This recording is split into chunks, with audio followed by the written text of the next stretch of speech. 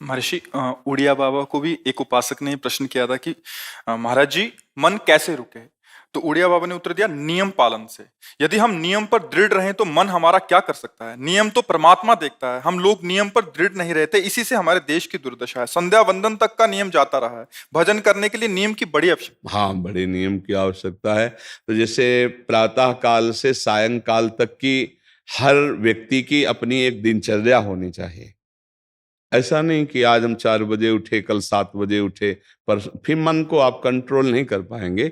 मन के लिए एक दिनचर्या होनी चाहिए कि हमको 10 बजे सोना है, 4 बजे उठ जाना है। तो फिर 4 से 4:15 नहीं होना चाहिए, 4 बजे उठ जाना, ऐसा नियम बना ले। और उठ करके हमको थोड़ी देर नाम जप करना है, थोड़ी देर हमें वाणी जी का गायन करना है, थोड़ी देर हमें ध्यान, एक अपनी दिनचर्या। फिर हम अपने संसार के कार्य के नियम, जो संसार के कार्य हैं, उनको भी करते हुए भगवान को समर्पित करें। जैसे जो पद में है, जो आपको राष्ट्र सेवा मिली है, जो आपको समाज सेवा के पद मिले हैं, या आपको जो घर की सेवा के कार्य मिले हैं, उनमें बहुत धर्म पूर्वक आचरण होना चाहिए। अगर आप अधर्म आचरण करते हैं, अपने पद का दुरुपयोग करते हैं, तो आप सुबह जग करके थोड़ा माला चला लीजिए, फिर भी आपका कल्याण नहीं होगा, क्योंकि आप अपने पद का, अपने सेवा का दुरुपयोग कर रहे हैं। जैसे हम जानते हैं कि अधर्म आचरण है, ये अधर्मी है, हमें पता है दोषी है, और वो हमको कुछ धन दे देता है, और हम उसको मुक्त करवाने की बात सोचते हैं, और जो निर्दोष है उसको फंसा देते हैं।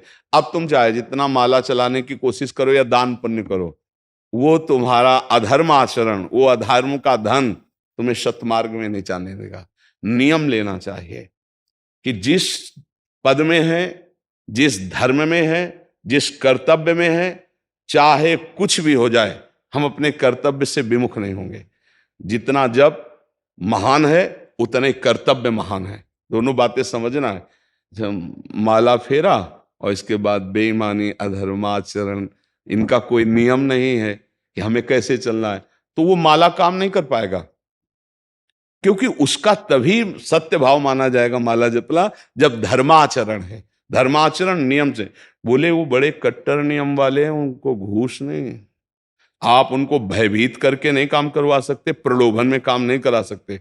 ये हमारी गृहस्थी है ना, तो गृहस्थी के पालन के लिए धन चाहिए, और धन के लिए हम धर्म को आगे रखें, धन को नहीं। धर्म को, हमारा कर्तव्य क्या, प्रायः जैसे पूज्य बाबा ने कहा, आज हमारे देश में बहुत दुर्दशा हो रही है। दुर्दशा हो रही, क्यों? क्योंकि सब अपनी जगह से गलत हो रहे हैं।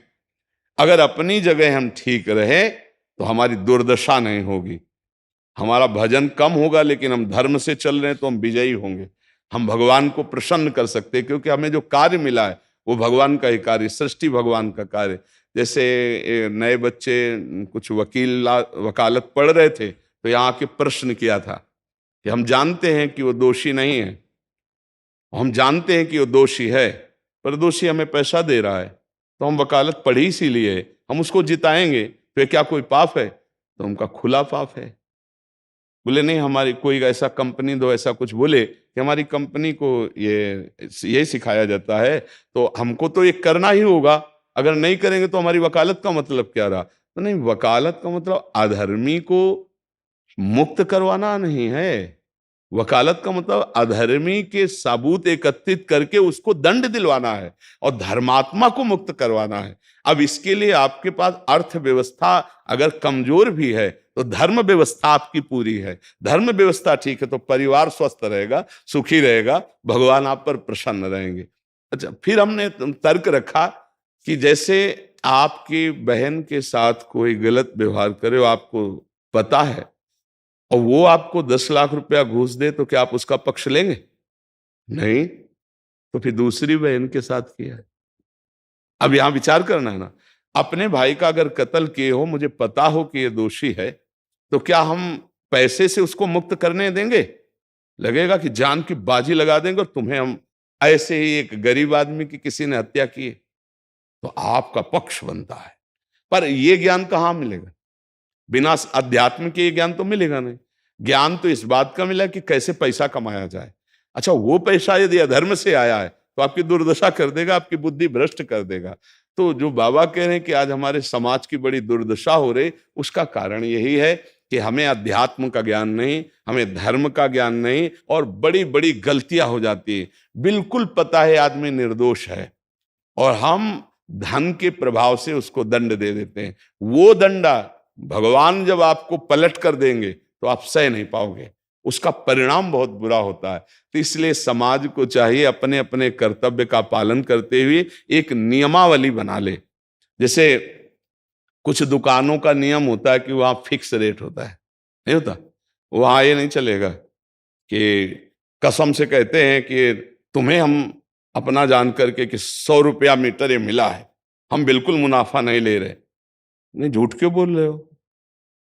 दुकान खोले हो मुनाफा के लिए, झूठ क्यों बोल रहे हो? नहीं लेंगे मुनाफा, हम जितने का लाए हैं उससे मुनाफा लेंगे, पर 120 रुपया मीटर देंगे, कपड़ा बढ़िया है, नाप फिट है, इससे नीचे नहीं उतरेंगे, हमें सफाई देने की जरूरत नहीं है कि हम कसम खाते हैं या ऐसा।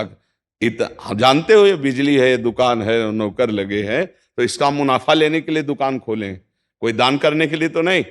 तो सबको पता है मुनाफा लेगा, लेकिन एक फिक्स दाम, उसे 10-20 रुपया का मुनाफा लेकर के हम उसको बेच रहे हैं। लेकिन झूठ क्यों बोले? बोले झूठ के बिना धंधा नहीं चलता। नहीं, ऐसा नहीं है। अब असत्य बोलोगे तो उससे जो आपको मुनाफा मिलेगा वो आपकी बुद्धि भ्रष्ट करेगा, और सत्य है कि मुनाफा के लिए है वही चीज, और आप एक फिक्स रेट में दे रहे, बढ़िया है। अब अगर आप कोई मिलावट करके भोजन सामग्री दे रहे हैं, आपको पता है, तो जो खाने वाले के हृदय में बैठे हुए भगवान हैं वो तुम्हारे जीवन में मिलावट कर देंगे, तुम्हारा जीवन महान दुखमय हो जाएगा। ये कहां समझा जाता है? एक आदमी सिंथेटिक दूध बना रहा है, उससे कहो ये अपने बच्चे को पिला, नहीं पिलाएगा। फिर ये दूसरे का बच्चा जब पिएगा तो उसकी हालत क्या होगी? दूसरे शरीर में जाएगा तो हालत क्या होगी? वो केवल धन की बुद्धि रख रहा है। एक आदमी घी में केमिकल मिला रहा है, एक ऐसे अभक्ष पदार्थ मिला है, वो स्वयं नहीं खाएगा, लेकिन वो होटलों में भेजा जाएगा, हजारों लाखों लोग खाएंगे, बीमारी बढ़ेगी, उसको रुपया से मतलब है। ये चीज, ये दुर्दशा हर जगह धर्म का ज्ञान न होने के कारण फैल रही, नहीं फैल रही। एक मरीज बीमार है, असली दवाओं में पैसे ज्यादा है, नकली दवा लेकर के असली के दाम में बेच देना, उसको बिल्कुल फायदा ना होना। लेकिन परमात्मा देख रहा है, तुम जानते हो नकली दवा है, वो तो नहीं जानता बेचारा, ज्यादा पढ़े लिखे नहीं, किसान आदमी गांव का आया है, तुमने दे दिया और उसने पैसा दिया असली के। अब वो पैसा तुम्हारी बुद्धि भ्रष्ट करेगा, तुम्हारे परिवार में कलह पैदा करेगा और तुम्हारा पतन कर देगा। ऐसे हर डिपार्टमेंट में, हर विषय में यदि हम अपने धर्म से चले, अपने सत्य से चले और थोड़ा भी भजन होगा, वो आपको उत्तम गति प्रदान करेगा। पर ऐसा कहां समझ में आ रहा? अध्यात्म के बिना भला ऐसा समझ में आएगा? तो इसीलिए कह रहे हैं हमारे देश की दुर्दशा हो रही। पूर्वजों में पहले यह था कि हमारा धर्म नहीं जाना चाहिए चाहे प्राण चले जाएं, हमारा चरित्र नहीं जाना चाहिए चाहे सर्वस्व नष्ट हो जाए। आज इसकी कोई परवाह नहीं, तो उसी से बुद्धि भ्रष्ट हो जाती है, जीवन एक पशुवत आचरण वाला हो जाता है, और वो अपने को बड़ा सुखी समझने लगते हैं कि हमारे पास बड़ा वैभव है। लेकिन प्यारे, उस दिन को याद करो जिस दिन तुम्हारा आखिरी समय होगा, ना तुम्हारा फार्म हाउस जाएगा, ना महल तुम्हारा जाएगा, ना बैंक बैलेंस जाएगा, ना कोई व्यक्ति, और ना ये शरीर। अब तुम्हारे कर्म तुमको भोगवाएंगे। उस समय की कौन याद करता है? अगर उस समय की याद हो तो भय लग जाए कि नहीं नहीं, पाप नहीं करूंगा, क्योंकि जाना है यहां से। अच्छा, कब जाना कुछ पता नहीं, किसी भी समय ट्रांसफर हो सकता है इस शरीर से। तो हमें लगता है कि महापुरुषों के जो वचन हैं कि हमें एक नियम से जीवन जीना चाहिए, धर्म पूर्वक जीवन जीना चाहिए, अपने कर्तव्य का पालन करना चाहिए। जो हमारे लिए कर्तव्य, आज प्रायः धन प्रधान बुद्धि होने के कारण कर्तव्य स्वाहा हो रहा है। एक विद्यालय में विद्यार्थी के लिए जो गुरु पद में बैठा, उसका क्या कर्तव्य है? वो अपने कर्तव्य को भूला हुआ है। भला छोटे छोटे विद्यार्थियों को, जिनकी नींव पूरे राष्ट्र सेवा में, समाज सेवा में ये बन सकते हैं, अगर उनको हम सही शिक्षा नहीं दी तो उनका पूरा जीवन बर्बाद हो जाएगा। अगर उनको हम गलत सपोर्ट कर दिए तो उनका पूरा जीवन बर्बाद, क्योंकि नया जीवन है। और जगह जगह अपने अपने कर्तव्यों का यदि पालन किया जाए तो पूरा समाज सुखी हो जाए। लेकिन कर्तव्यहीनता आ रही, कोई अपने कर्तव्य को नहीं समझ रहा है। तो यही बात महापुरुष जनों को दुख लगता है कि अगर सब अपने कर्तव्य का पालन करें, धर्म का पालन करें, भगवान का नाम जप करें तो सब सुखी हो जाए। सुख सब चाहते हैं और आचरण दुख वाले करते हैं, इसीलिए सुख नहीं मिल रहा है, परिणाम में हमें दुख मिल रहा है। सच्ची मानना, वो रुपया पूरे परिवार में अशांति पैदा कर देगा। और धर्म पूर्वक 100 रुपया लाओगे और 4-5 परिवार के बैठ के नमक रोटी खाओगे, आनंद से सोओगे, बड़ा प्यार रहेगा, भगवान की कृपा रहेगी। पर ये बात समझ में नहीं आती है। तो ये वृत्ति अगर छोड़ी ना जाएगी तो कुछ भी कर लो, कहीं भी दान पुण्य कर लो, लाभ नहीं मिलेगा। अगर दान देने की बात कही गई है तो धर्म पूर्वक कमाए हुए धन से। अगर आप मेहनत से कमाए हो ना, 10 रुपया दे दोगे ना, तो 10 रुपये का वो आटा लाके अगर 2 रोटी खाएगा तो खूब वजन होगा। और आप 1 लाख रुपया बेईमानी का रख दोगे ना, तो बैठे बैठे वो गंदा ही सोचेगा, भजन नहीं होगा। उसका गंदा सोचना और आपका गंदा करना, दोनों मिल करके, उसके कारण भी तो आप बने ना, तो आपका ही पतन हो जाएगा। उसको तो भगवान बचा लेंगे क्योंकि भगवान की शरण में है। तो मुझे लगता है अधर्म के धन से कभी किसी को लाभ नहीं मिलता। तो अपने कर्तव्य का पालन करते हुए यदि नाम जप किया जाए तो बहुत जल्दी हमको लाभ प्राप्त हो जाए।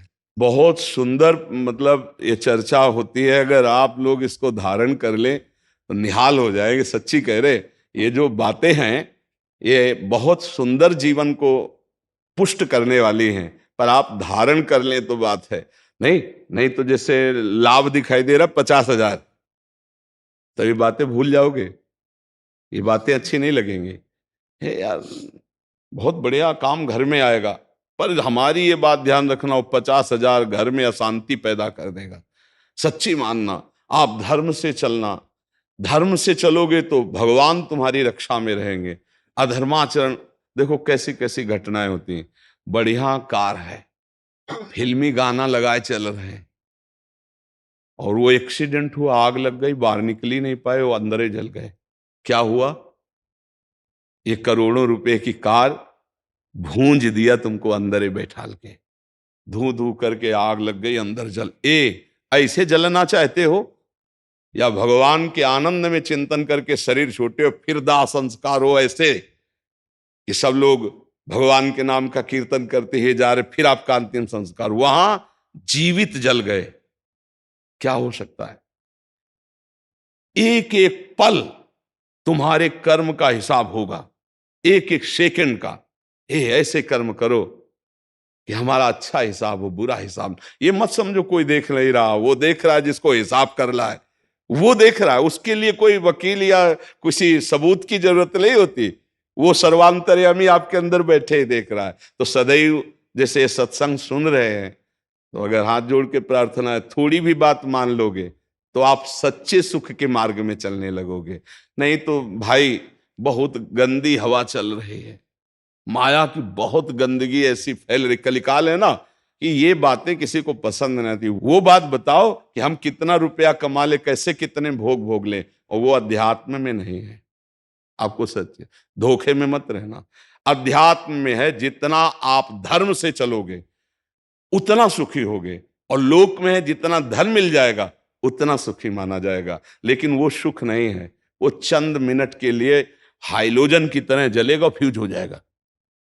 और धर्मात्मा दीपक की तरह जलेगा, पर बहुत काल तक चलता रहेगा। इन बातों का चिंतन कीजिए, खूब नाम जप कीजिए और भगवान के भरोसे रहिए, गंदे आचरण मत कीजिए।